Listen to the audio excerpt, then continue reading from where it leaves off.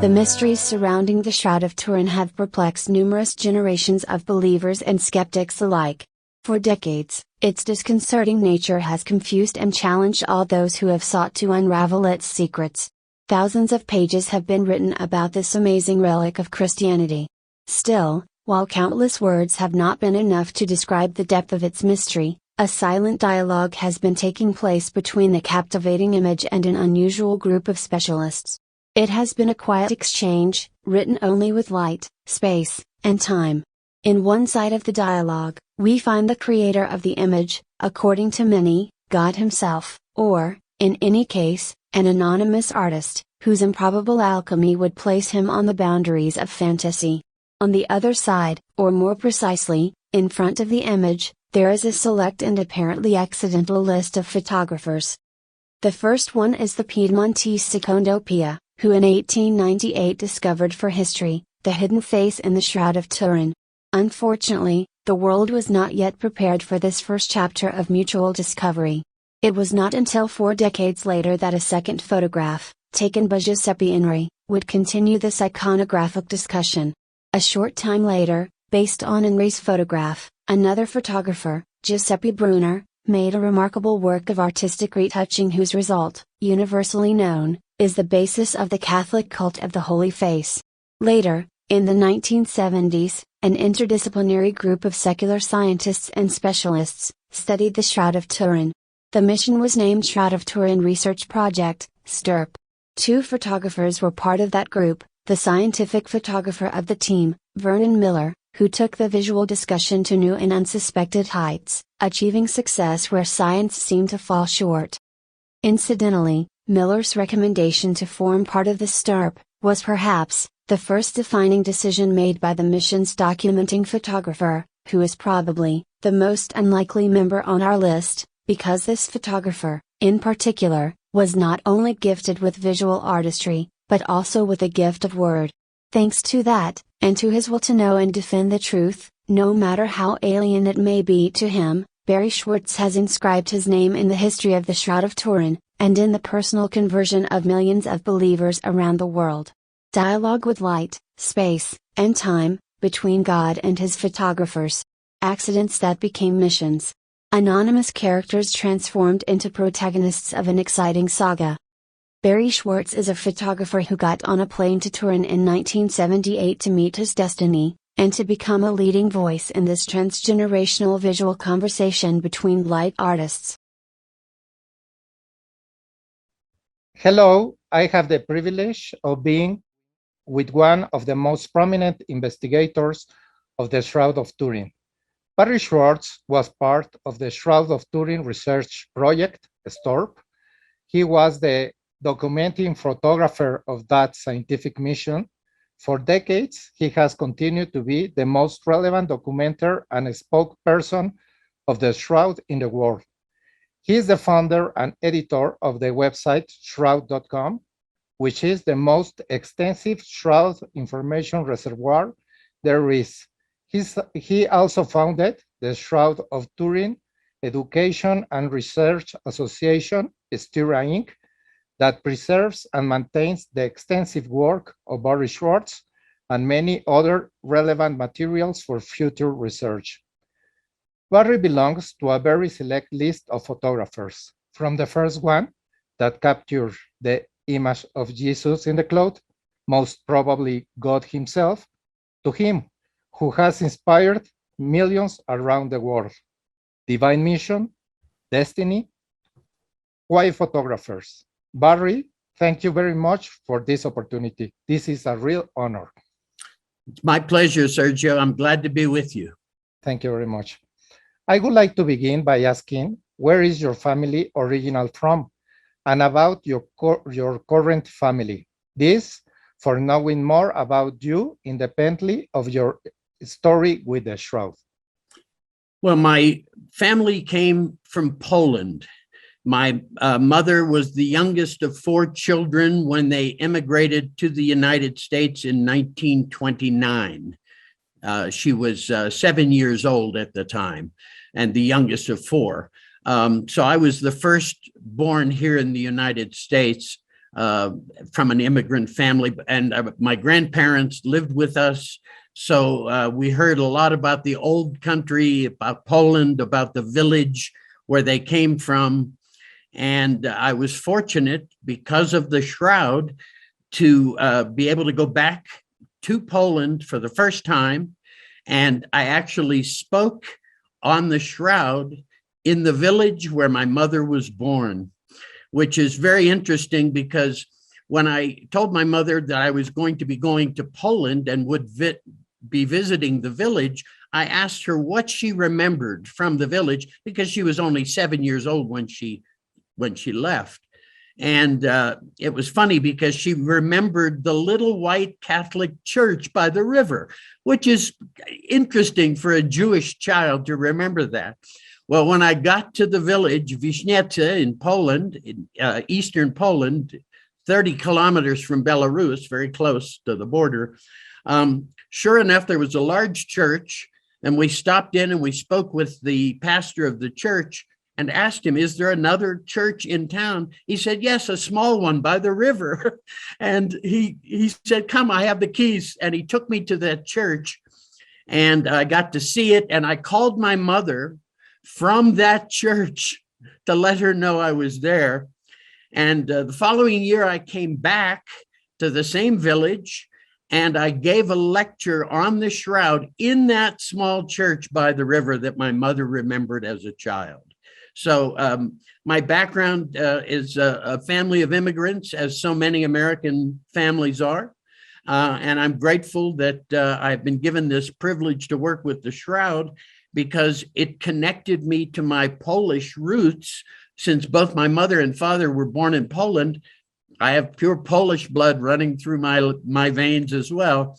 And so my background comes from that. My grandparents lived with us. We're an Orthodox Jewish family. My grandfather got up every morning and did morning prayers. We lit the candles on Friday.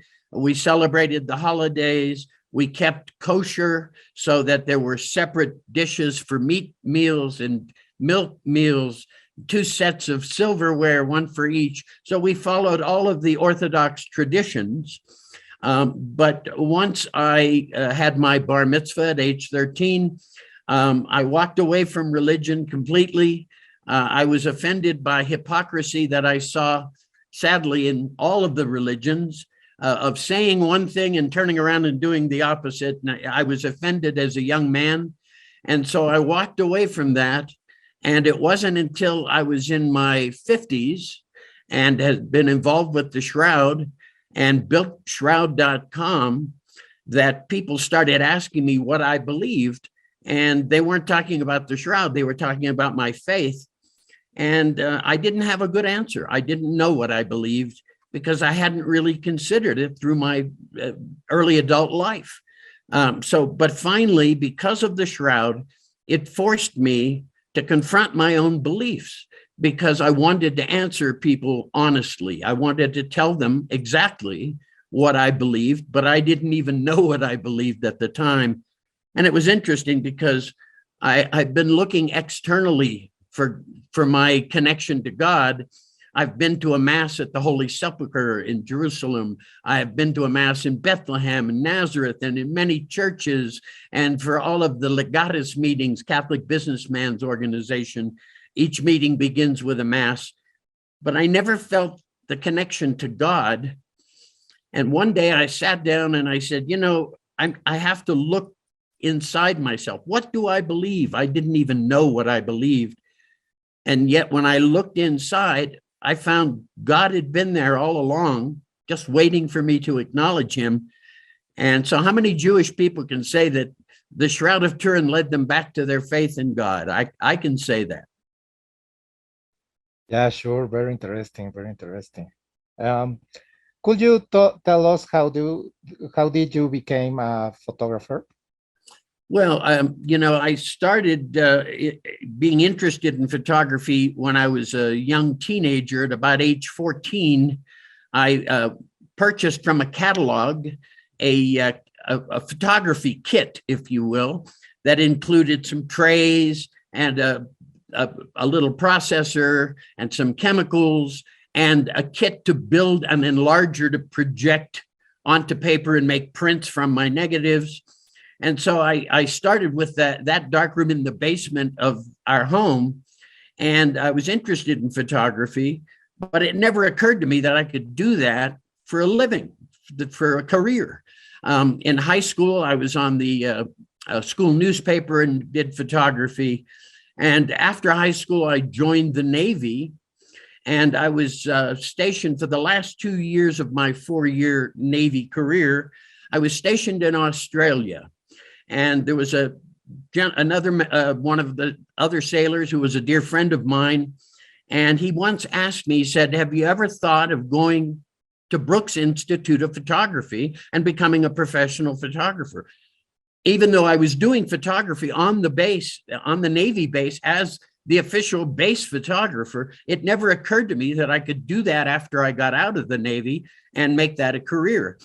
Well, he took the initiative to send a letter to Brooks Institute of Photography on my behalf, and they sent me their catalog. And a year before I got out of the Navy, I applied to go to Brooks Institute and was accepted. And so that man changed my life by taking the initiative to send my name to Brooks Institute so they would send me their catalog.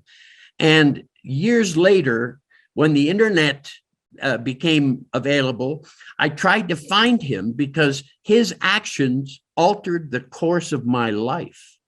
And I wanted to thank him for taking that one step on his own initiative to send my name to Brooks, which literally changed the entire course of my life. And sadly, I found out that he had passed away just the year before, so I never got the opportunity to thank him. But it was because of his action that I ultimately applied and attended Brooks Institute of Photography. And of course, that ultimately led to my work on the Shroud and my career as a professional photographer. So I owe him a great debt of gratitude. May he rest in peace. His name was Richard Stamp. Okay, thank you very much. Photographers one day may be taking photos at a wedding, and the next day travel to the other side of the world in a scientific mission. It will be fascinating to know the details of your photographic assignment as part of the STORP and listen to your presentation. Okay, well, first, a little bit of background of how I became involved with the STORP team. I operated a photographic studio in Santa Barbara, California, and there was a local company that was a scientific company, and they had a contract with Los Alamos National Laboratories. And the work they were doing was about atomic bombs, which is what Los Alamos is so famous for. And so they contracted me for a 7-month consulting project as a photographic consultant. And for 7 months, I worked on this project about atomic bombs. And I can't tell you anymore. It was classified, obviously. And I worked with a gentleman named Don Devan. And Don Devan was an imaging scientist. Well, he also happened to be present at that historic moment when a photograph of the Shroud was put into a VP8 image analyzer, which I will talk a little bit more about in the presentation I'll make here. But he was there when they put an image of the Shroud into a VP8 image analyzer and determined that the Shroud had properties that were unlike any normal photograph or any artwork. And they decided, let's put a team together and see if we can get, permission to examine the Shroud. So a few weeks after we finished the atomic bomb project, Don Devan called me again. And he said, and I thought, being a professional, when the phone rings, you're always praying it's the next job. And he said, well, not exactly. He said, what do you know about the Shroud of Turin? And I laughed. I said, but Don, I'm Jewish. And Don laughed and he said, so am I, remember? Don was one of the other Jewish members of our team, along with Dr. Alan Adler, the blood chemist. And so he said, look, and he explained to me what they had done. And he said that they're hoping to put together a team and they're going to need a photographer. Would I be interested in participating? Well, I felt a little uncomfortable with this. And so I said, no. And he said, well, look, before you make up your mind, let me bring you some literature. And he brought me some materials to look at. And they were mostly religious tracts from the Holy Shroud Guild in Esopus, New York. So it was exactly what I was somewhat kind of apprehensive about, was that here we are, and this is going to be a religious thing, and I'm not so much feeling qualified to participate. But he assured me, he said, no, this is about science. He says, the religious aspects of the shroud are not something we're going to deal with. We're going to deal with the image. We're going to go there and we're going to try and determine how the image was formed. So I agreed to join the team, but I was really thinking free trip to Italy. So I was not taking this as seriously as I probably should have at the time. Well, a few months into it, as our team grew and more members were added to the team, 2 gentlemen were added from the Jet Propulsion Laboratory in Pasadena, California, both NASA scientists, and one of them, Don Lynn, was the head of imaging on Voyager, Viking, Mariner, and Galileo projects for NASA. So he was my hero immediately. And he happened to be a good Catholic man. And I remember at one of our earlier meetings, I was again thinking maybe I shouldn't participate. And I said that to Don Lynn. I said, Don, what's a Jewish guy like me doing on this? And he said, apparently you've forgotten that the man in question, Jesus, was a Jew. And I said, no, I knew that. I didn't know a lot about Jesus, having been raised in an Orthodox Jewish home. But I said, yes, I knew he was. He said, so you don't think God wants one of his chosen people on our team? And I laughed and I said, no, I never thought that at all. And he said, listen, go to Turin, do the best job you can do. God doesn't tell us in advance what the plan is, but one day you'll know. And on those words, I stayed on the team and became the official documenting photographer for the Shroud of Turin research project. And we spent 5 days and nights working around the clock, literally 24 hours around the clock in 1978, and performed the first in-depth scientific examination of the shroud using non-destructive testing. Great. You have prepared a presentation? I have. So I will need to share my screen. Let me try that real quickly.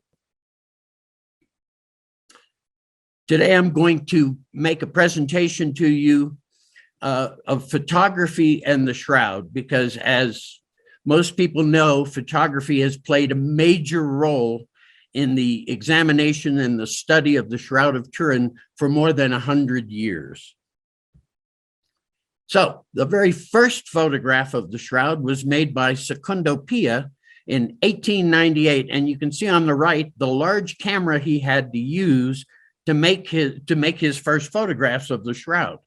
In those days, George Eastman had not yet created the Kodak company that manufactured all different kinds of film. So he had to use large glass plates and process them in a tray manually. Now, this is the camera that Pia used. And this is around my neck is a Nikon F3 camera, which was state of the art in 1978. And I used to make the comparison of the old and the new technology, but today both are equally obsolete because they both use film. And today we live in the digital era. And I had a 10-year-old young man at one of my lectures ask me if film was a USB device. So it's getting more and more difficult to explain to younger audiences exactly what film in a photographic negative is. Now, Pia had to climb up on a scaffolding. Here you can see the shroud in the cathedral in 1898. And he had to climb up on a large scaffold in front of this. He had to photograph the shroud through glass. He had to deal with the reflections on the surface of the glass from within the cathedral. So his first set of exposures were underexposed. So he had to do it twice, as we call that a reshoot. But ultimately, he was able to make the very first photograph of the shroud in 1898. And this made the shroud accessible for the very first time outside of Turin. Before this photograph was made, the only people who even knew about the shroud were those who lived in northern Italy or western France, or rather Eastern France. And so the shroud was not well known. When Secondo Pia made his first photographs, he immediately determined that what was on the cloth had the properties of a photographic negative. And when he made his glass plate, which inverted the lights and darks, he looked at his glass plate and it had the properties of a photographic positive. So when he made this claim that the image on the shroud was in fact like a negative, people accused him of falsifying the evidence somehow, either by cheating in the darkroom or retouching or something. And it wasn't until 1931, when the second photographer, Giuseppe Henriet, was given permission to photograph the shroud, that he verified everything that Secondo Pia had originally claimed and proved that Secondo Pia was correct in saying that the properties of the shroud were like a photonegative. And when you photograph it onto a glass plate or a photographic negative film, you get an image like the one you see here, which is now the more famous image of the shroud, because it's much easier to see the properties of the face and the man of the shroud. Now, interestingly enough, back in the early 1900s, several French researchers claimed that they believed there were three-dimensional properties in the shroud's image, that there was topographic or spatial information encoded into the image. Well, in the 1960s, a British fine artist, sculptor, and photographer, a man named Leo Valla, projected a shroud image onto a block of clay and sculpted the three-dimensionality that he believed he saw in the shroud itself. And this is the result, which is very accurate to what we actually have seen now on the shroud. Well, after that, it was in 1976 when they took an image of the Shroud of Turin and they put it into the VP8 image analyzer. And here you see the instrument itself. The input to the instrument is with a black and white video camera. The output through this box goes to a green screen monitor, and it takes the lights and darks of the image and it stretches them vertically into three-dimensional space proportionate to each other. So a normal photograph would yield a very strange and distorted result, but the image on the shroud yielded the natural relief of a human form. Now, what's so amazing is, although this had been predicted by researchers as early as the early 1900s, they had no way to prove it. The significance of the VP8 image analyzer is that it's the first time that this property of the shroud's image was revealed using a scientific instrument. That's what makes it so important and why this was a milestone in the history of studying the shroud. And as I've said, a normal photograph does not, there you go. Normal photograph does not yield a natural relief of a human form. As you can see in this photograph of the two children, what you're seeing is a grossly distorted facial image, the hair going into the head instead of coming out.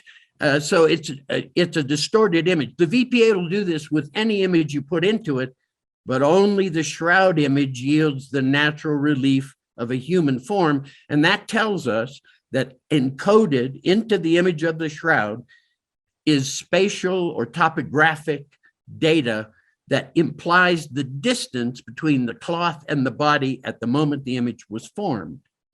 Now, Aldo Guareschi, who is an Italian photographer, lives in Turin and worked with Henriet and made Henriet's prints for him at the Studio Scafoni in Turin, applied a technique known as edge enhancement technique, which we did in the darkroom in the analog days. And as you can see, because the VP8, that 8 stands for 8-bit, which means a very limited grayscale of only 8 levels. The photographic negatives have much broader grayscale range. So here you can see the three-dimensionality that's in that shroud image, and in a much more refined and more accurate way because of the differences between the limitations of the VP8 and the fewer limitations of a photographic negative film. By the time Henriet photographed it, photographic films had become very well advanced by then. Now, our team, based on that VP8 image and the fact that they wanted to form a team to go to Turin, the team began to form up. And in September of '78, 1 month before we were to go to Turin, we had a dry run, which is basically a test run of everything. We met in Amston, Connecticut. We met as a team for the first time, actually, because we'd been working in regional groups in California, Colorado, New Mexico, and back east. And so we met as a team, and you can see in this photograph the long table that we had manufactured specifically, a steel table that we could fasten the shroud onto with magnets so we could photograph it and do our other experiments with it. And that table could be horizontal or raised vertically, as you'll see in a later photo. So here we are at the dry run. We tested all of our instruments and equipment. Everything seemed to work okay. So we packaged all of our equipment up, shipped it in 80 crates off to Turin, and a month later got on an airplane to go to Turin. And it's interesting to note that there was no Pope when we went to Turin to examine the shroud. Pope John Paul I passed away the night before we were to fly to Turin. And John Paul II wasn't elected until I think it was October 17th, if I remember correctly. And so during the 5 days and nights where we examined the shroud, there was no Pope. Now at the dry run, you can see we had a replica of the shroud mounted on this table. And in the foreground, you can see the special support system that we used for the cameras. You know, the shroud is 14.5 feet long, and to photograph it all at once, you'd have to get back very far and the image would become much smaller. So I photographed the shroud in two halves with the dividing line between the two images so that I have separate ventral and dorsal images, which then in Photoshop 20 years later, I put together into a single image. But the advantage of this camera rail support system is it allowed us to keep the exact same distance between the camera and the shroud, and we could then slide the camera along and photograph the second half of it. And the distance was the same, so that when I digitized the photographs 20 years later and put them into Photoshop, they fit together perfectly. And here you can see Vern Miller and Don Devan and Don Lynn. He's the one from the Jet Propulsion Lab, as is John Lohr here, also from the Jet Propulsion Lab. And here we are at the dry run, testing out our camera system and our camera support system. And there I am with the motorized Hasselblad camera, which is what Vern Miller used for most of his scientific photography. There again. Now, we get to Turin, and the shroud is on public display to commemorate the 400th anniversary of it being in Turin, 1578 to 1978. So there was a public exhibition of the shroud. We got there a week early so we could unpack our instruments and set everything up and calibrate everything so that when the shroud was brought to us, we'd be ready to go. Unfortunately, we arrived in Turin, and the first piece of news we were given was that the Italian customs authorities had seized all of our equipment and would not release it. So that full week that we had for preparation, 5.5 days went by without our equipment before the equipment was finally released. And as you can see, there were 100,000 people or more each day waiting in a long queue just to get a minute or two in front of the shroud. And of course, they allowed us into the Royal Palace where we were to do our examination, but we didn't have all of our instruments. But I did have my cameras, my Nikons. So I was able to make some photographs within the Royal Palace. Coming from Pittsburgh, not too many royal palaces in Pittsburgh, Pennsylvania. So it was a real thrill for me to be able to be in this beautiful palace and to make some photographs. And this photograph was taken from the room in which we ultimately examined the shroud. This is the fresco. This is what was overhead in the room in which we examined the shroud. It was an amazing place. Of course, it wasn't the laboratory setting that one might hope for a scientific examination, but this is what we had to deal with. And sadly, every time a truck would go by or a bus would go by the royal palace and would vibrate the building, and we could see dust coming down from these frescoes in the ceiling. Now, eventually, the equipment was released, but a day and a half before we were to get the shroud. So it arrived, and we were told, okay, unpack the truck, and we had to carry the instruments up several floors to the rooms in the royal palace where we were to make our examination. And so there is some of the photographic equipment, not all of it, but some of the photographic equipment that we brought with us, that you can see here. Photography played a major role, not just in 1898 or 1931, but also in the 1978 examination of the shroud. And here's Ernest Brooks and Vern Miller. Vern Miller was chief scientific photographer on the project. Ernie Brooks was the son of the founder of Brooks Institute of Photography and a very well-known professional photographer in his own right. Here they are unpacking some of our photographic equipment. And here now you can see our large table already assembled. That's me peeking around the edge of the table there. And this was one of our many meetings that we had before the shroud was brought to our room where we could examine it. Because we were doing infrared photography as well, we had to cover the windows. Even though there were shutters, the sun would come through the cracks in the shutters, and that could drive the infrared instruments crazy. So we had to cover the windows with foil to minimize any stray sunlight from coming in. Here on the right, Don Devan, the man who brought me onto the team. In the center is Sam Pellicori, an optical physicist who was a member of our team, and Vern Miller. And here they're setting up the camera support system and measuring the distance, and they would get the distance equal at both ends and then sandbag that rail system into place so that when we slid the camera along the rail, the distance remained the same throughout. And about an hour and a half ahead of schedule, somebody yelled, "Here comes the shroud."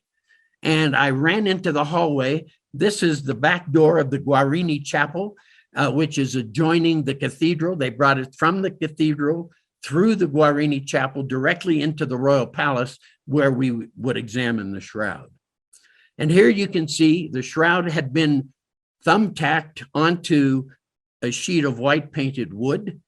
And here it's being moved from that wood onto the stainless steel or the steel table that we had designed and fabricated so we could fasten the cloth to it with magnets and not punch a lot of holes into the cloth the way they did with the thumbtacks. And here you can see the shroud, and you can see the table is now rotating up, and you can see along the peripheral all of these white bars, which are magnets. And the reason they're white is they were coated in Teflon so as not to leave any particles of metal on the shroud. So everything our team did was planned in advance, and everything we did was to make sure that we caused no harm to the shroud. Now, this is a well-known photograph. This is the first look at the underside of the shroud in over 400 years. In 1532, the shroud was damaged in a fire, and the Poor Clare sisters sewed patches into the holes burned by the fire and sewed a backing sheet onto the cloth in 1534. So no one had seen the backside of the shroud in over 400 years. And here they have separated the shroud from its backing sheet in a small area. And this moment marks the first look at the backside of the shroud in over 400 years. Now, the first up was Professor Rigi, an Italian researcher who was given the first block of time to examine the cloth. Professor Ricci had two good ideas. He by the way, was given 2 weeks notice, and the STIRP team spent 17 months planning their studies. Poor Professor Ricci only was given 2 weeks. So he got the idea of separating the shroud from its backing sheet and inserting both an endoscopic camera to view the backside of the cloth and a vacuum to vacuum any debris that might be trapped between the two cloths. Well, that was a great idea, but we had already tested a endoscopic camera system at that dry run in Evanston, Connecticut the month before. And because fiber optic bundles in 1978 were rather coarse, as you can see here, and you can also see all these little black marks, those are broken fibers. Fiber optic bundles were very fragile because they're made of glass, basically.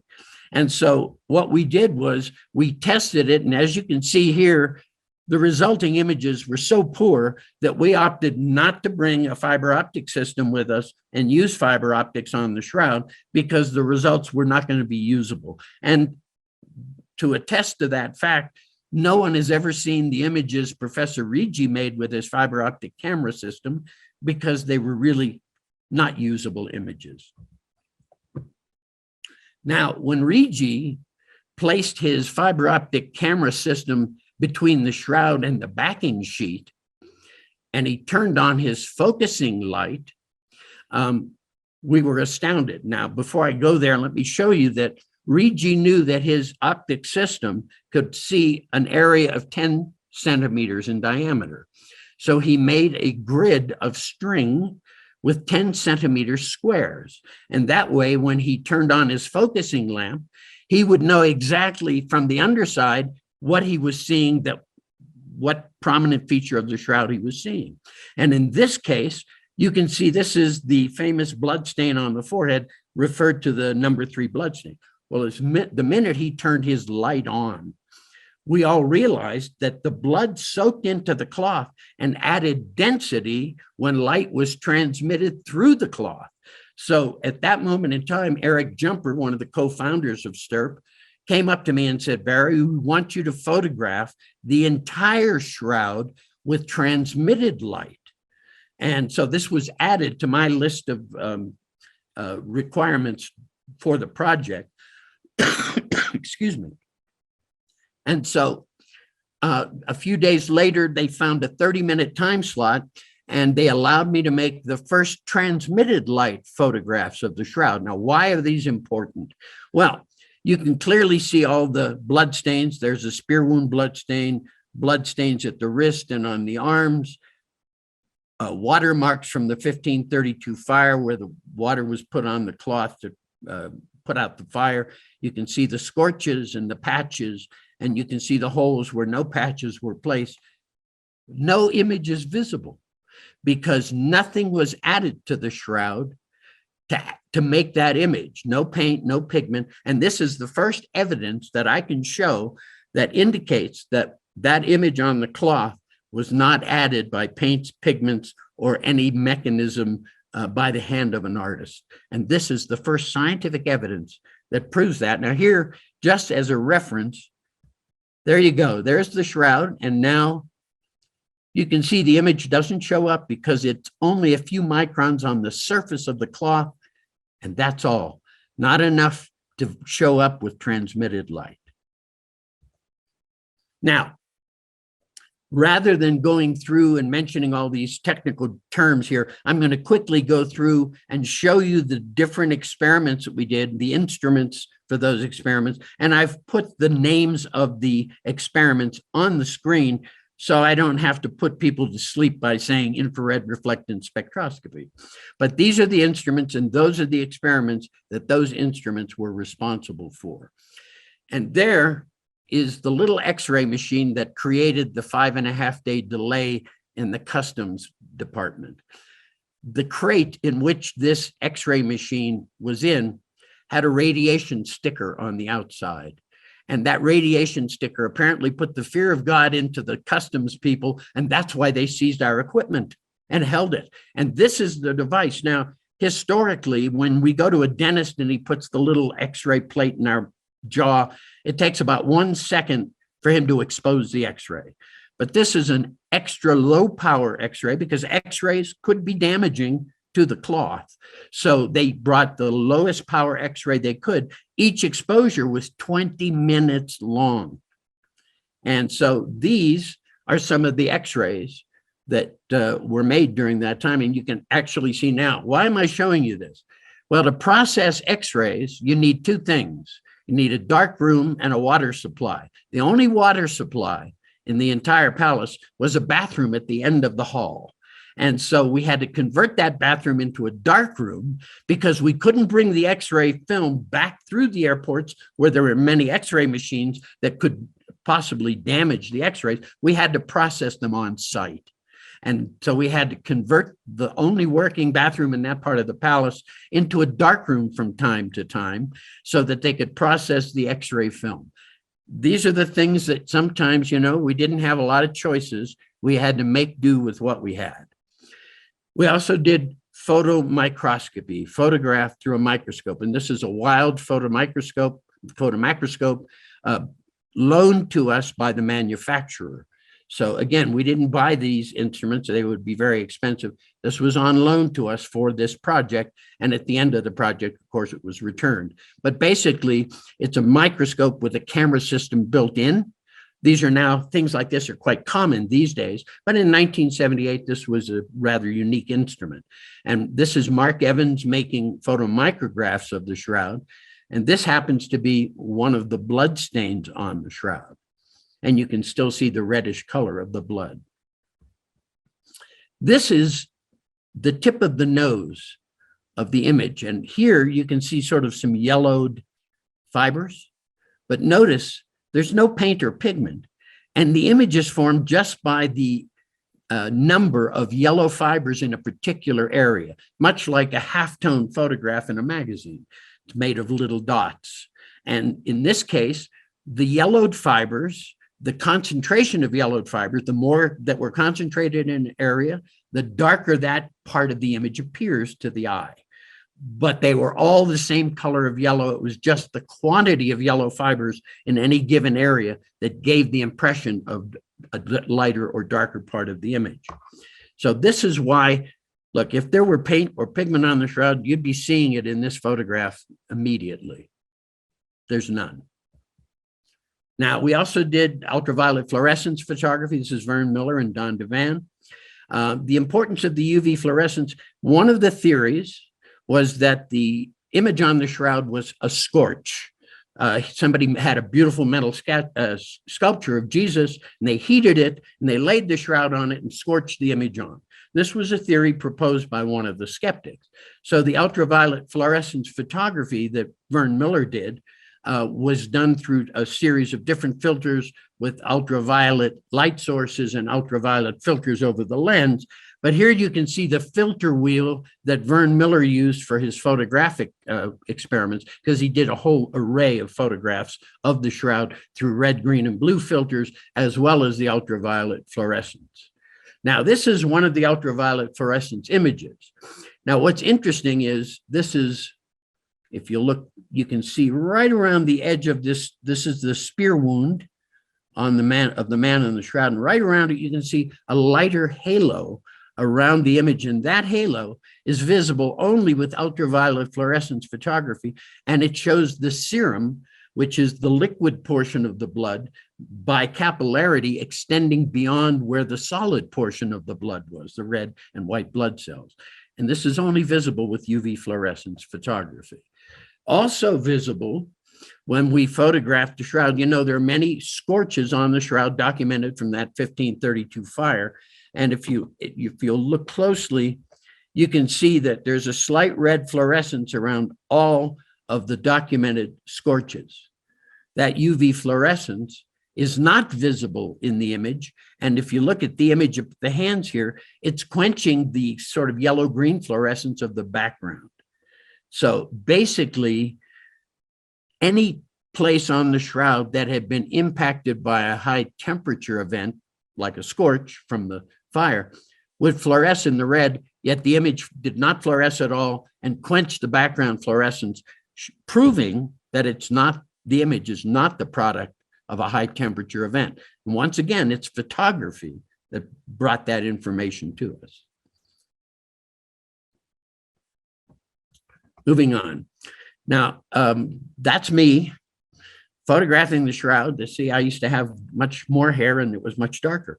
But here I am photographing the shroud. You can see I'm using a 4x5 Graflex camera, using 4x5-inch sheet film. And I photographed the shroud with Ektachrome transparency, color transparency film, each half of the shroud. And this is the result of that. You can see the two separate images of the shroud in my photographs here. And this is, of course, the entire shroud. This is after I composited the two halves together into a single image. And of course, this is the photographic negative view, which makes the image of the man stand out much better from the background. Now, all the data that's in this image is in the image prior to it, but it's barely visible because the image on the shroud is only at its darkest, maybe 20% darker than the background. So photographing it and increasing the contrast allows for the image to stand out from the background better. Now, I was also responsible for keeping track of and mapping where each of the researchers took their data from. So when a researcher took his data from a particular spot, he would then place one of these small round magnets, also coated in Teflon, on that spot. And when he finished in an area, I would come in and photograph that area. When we came back after we completed our work in Turin, we spent the next 3 years reducing our data, and I had to create a series of maps of 8 different experiments. And this is one of those maps. Of course, you can find the maps with all the details about them on shroud.com, but this is an example of what I had to do. And it took me about 3 or 4 weeks to create these 8 maps. Today in Photoshop, I could do it a day or 2. But in those days, I had to do it the hard way, the analog way, in the darkroom. So we came back from Turin. We spent those 3 years evaluating our data and writing up our conclusions into papers that were submitted to the finest peer-reviewed scientific journals of the day. And I'm putting this up there. I try not to give you too much to read off the screen, but this is a summary of the conclusions of our team.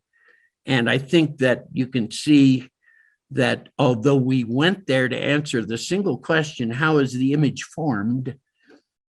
We were unable to answer that single question. We came back and we could tell you what it's not. It's not a painting, it's not a scorch, and it's not a photograph. And I can say it's not a photograph, even though I haven't mentioned it yet. We found no silver anywhere on the shroud. And silver is a light-sensitive element that would be necessary either today or in medieval times to create a light-sensitive emulsion. And the way the photographic process works is once you've exposed the image and processed the image to make it visible, then you use a fixer to fix the image, make it permanent, and to remove any of the unused silver not necessary for making the image.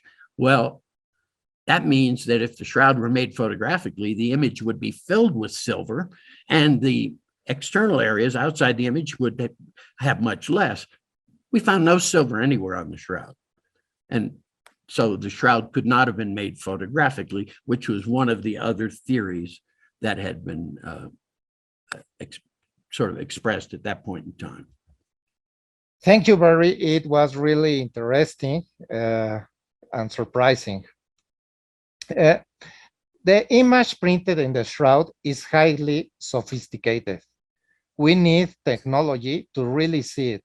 We need to work with it to appreciate the details. Its characteristics appear and disappear according to distance and other factors. Right. Some people see one thing and others see something different. We can even say that different cognitive backgrounds of each person affects drastically their respective perception. Can we really talk about an objective process of understanding from the perspective of perception? I understand that anyone trying to elaborate a theory about the shroud needs to adhere to scientific evidence, but the image, as sophisticated as it is, seems to exceed current science comprehension. The image challenged our very notion of objectiveness. What do you think? Well, there's an issue with the shroud, and because of our website and the fact that we've been there for 26 years now, lots of people send me emails or even photos from the shroud telling me of the other things that they have found on the shroud. Some people have claimed to see sandals and whips and spears. And I always say, listen, if all of the things that people think they see on the shroud were there, Jesus would have to find a new shroud to live on. There wouldn't be room. The problem we have is human visual perception. Our brains do certain things without any help from our conscious minds. You know, we can imagine things, and that's a conscious effort on our part to have an imagination.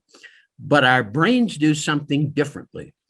There's a term, pareidolia, which implies that the brain, and basically it's the effect of the brain looking into a random pattern and trying to make sense of it without any conscious effort on our part. When we look into a random pattern, we see all these random shapes. And so our brain starts looking for something identifiable, familiar, something stored in our pattern memory. And unfortunately, if we look at a cloud, I might see Mickey Mouse, you might see Donald Duck, but neither are actually there. The best example of pareidolia is the face of the man in the moon. Many people see a face in the man in the moon, many people. Does that mean it's actually there? No, it's just the way our brains work without any help from our conscious minds. And so once your brain identifies a shape and says, oh, that looks like a spear, that's what you see. That's what you perceive. But that doesn't mean that's what's there. And that's why, as imaging specialists, we use instruments to make sure that we're not fooled by our eyes. That's why optical illusions work, because our brains are easily fooled. And so I have gotten, over the years, thousands of emails from people telling me, oh, I found the face of Mary, and I found an amulet around his neck. And all of these things are what people perceive is there. And that's why, one of the problems is there are a lot of low quality images floating around on the internet now.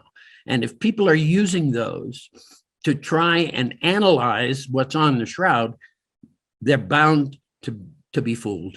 They're bound to misinterpret what they're seeing.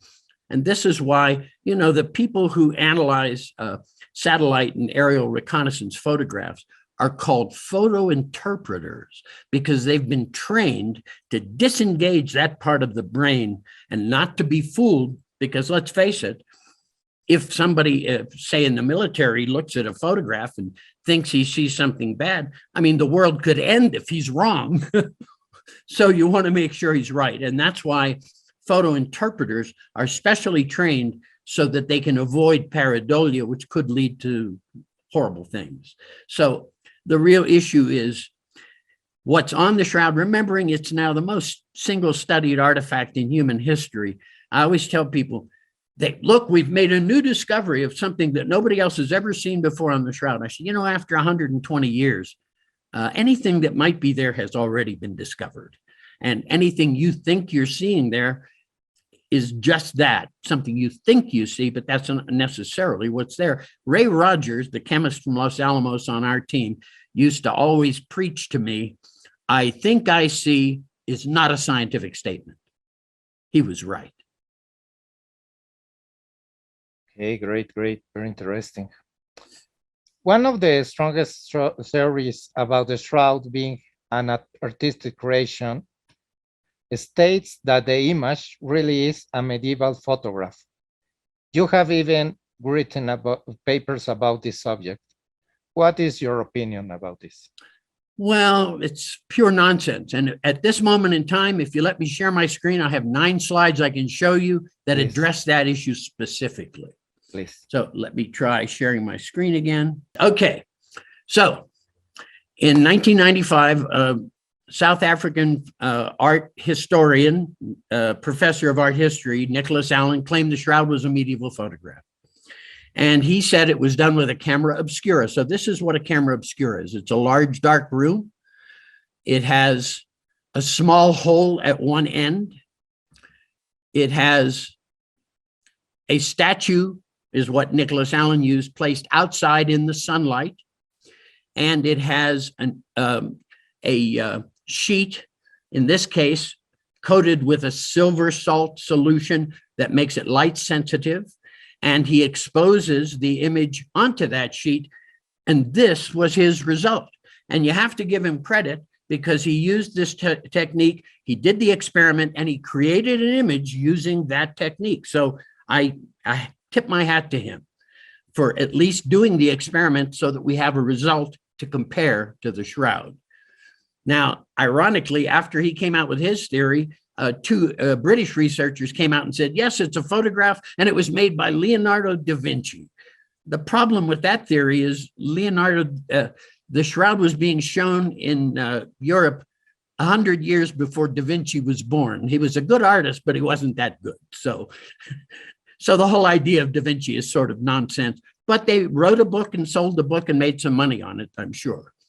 So Nicholas Allen, however, when he made this image, never took a shroud image and put it side by side, and you can't draw any conclusions about his work until you do just that. For example, Allen's image shows light coming from above, and you can see that with the shadow under the chin, the highlight on the shoulder, the shadow under the chest, the shadow under the hands. So obviously light is coming from above. The top of the knee is overexposed, the arm is overexposed, the feet are overexposed, yet there's none of that on the shroud. There's no directionality of light visible in the image on the shroud that you can clearly see in Nicholas Allen's photo. There's no directionality of light evident at all on the shroud. And the STIRB data proved that the image on the shroud was darkest at the points where the body and cloth came into direct physical contact with each other, like the tip of the nose and the top of the hands. That's where the image is darkest. As the image gets more faint as the distance increases between the cloth and the body. So, for example, as you can see, the hands lifted the cloth away from the torso, the body itself, and you can't do that with photography, but you can if there's some interaction between the cloth and the body. Now, if you look at this image, notice a lighter halo around the hands. That's because the distance between the torso and the cloth have been increased by the hands. And so the image is more faint because the distance is increased. And it's maybe a little easier to see this, but there it is, that area is lighter because the distance has increased. And you can even see it on the black and white image that when it's inverted. So we have evidence, documented evidence, that there was a correlation between image density on the shroud and the distance between the cloth and the body at the moment the image was formed, up to about 3.5 or 4 centimeters.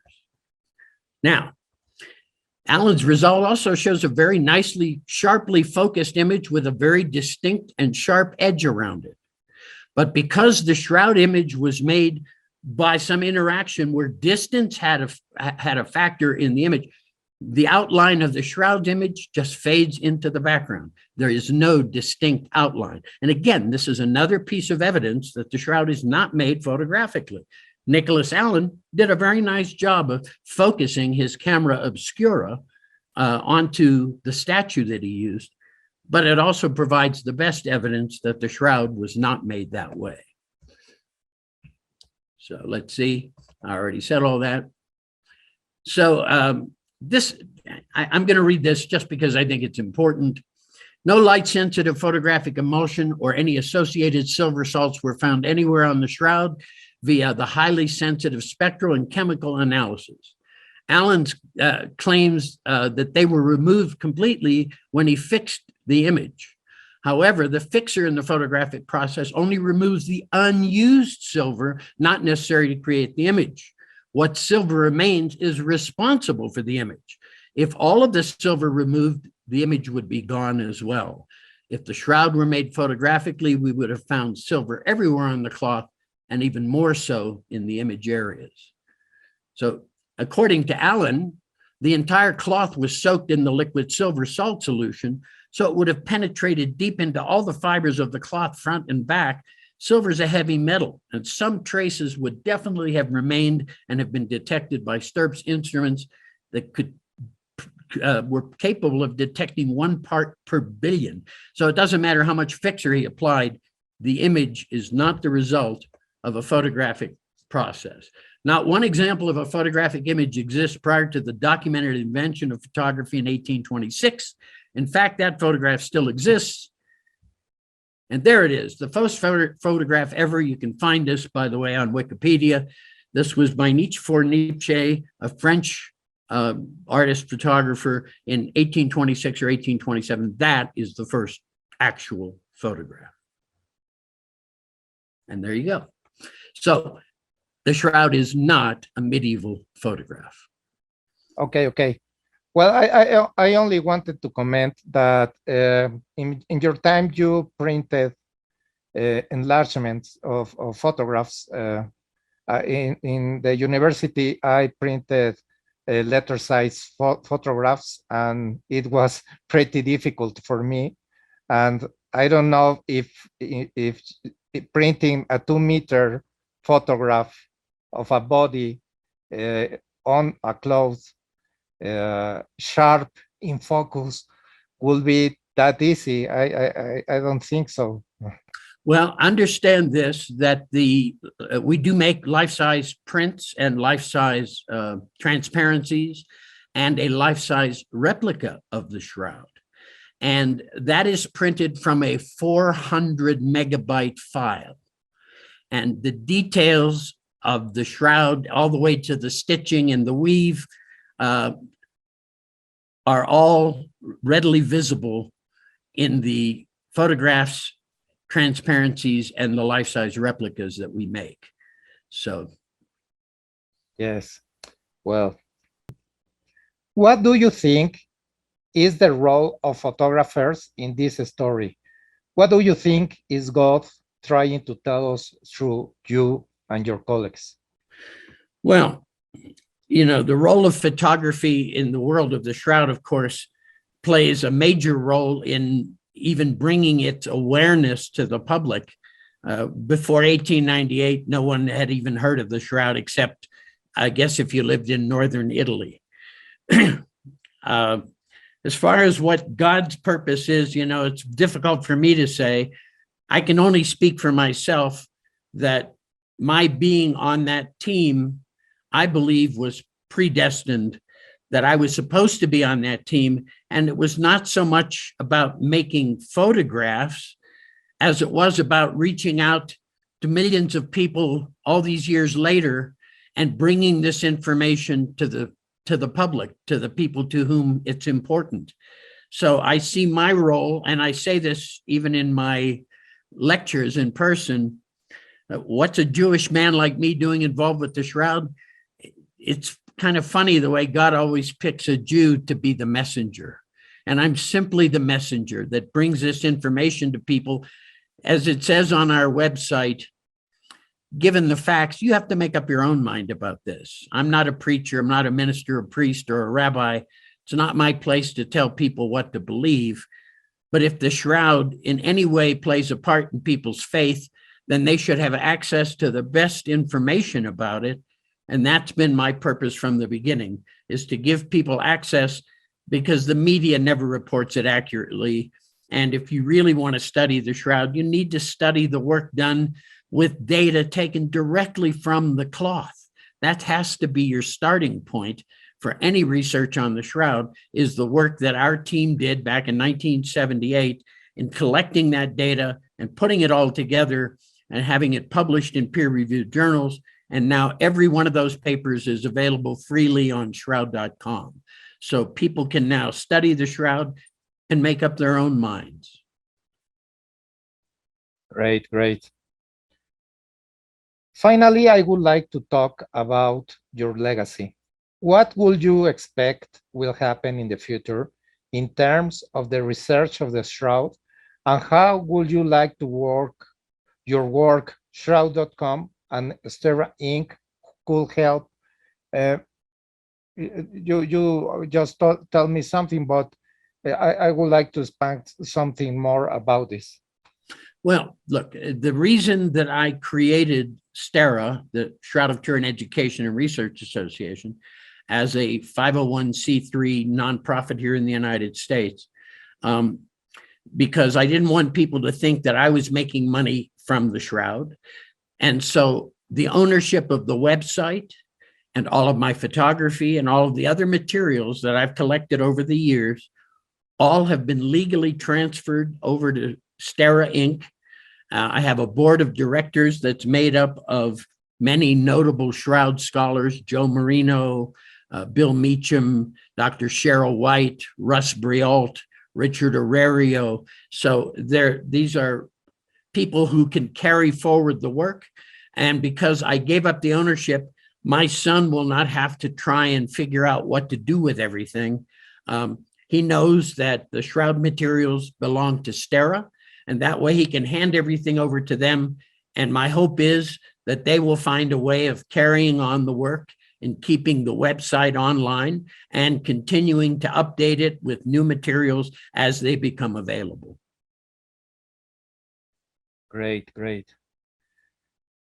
I believe your life is a living testimony of how we should approach spirituality with objectiveness, openness, devotion, obedience, generosity, and respect for the beliefs of others.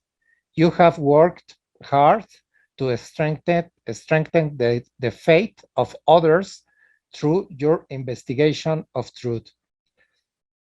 I only want to ask you something silly, maybe, but to transport us to the moment you were in the presence of the Shroud.